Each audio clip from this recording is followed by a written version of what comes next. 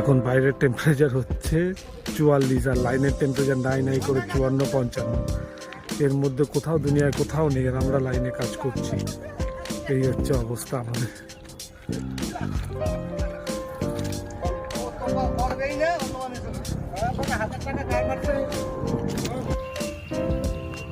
এই গরমে যেখানে যে একটা পশু পাখিও দেখা যায় না, এত ডিগ্রি টেম্পারেচার।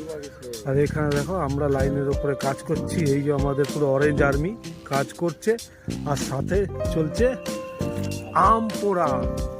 এই আম পুড়িয়ে শরবত হবে। আর ওই যে আমাদের টিম ক্যাপ্টেন বসে আছে, হরি দাস মণ্ডল, বাবলু দাস, তারপরে হচ্ছে কানাই মাহাতো। এরা বসে বসে এ করছে লাইন।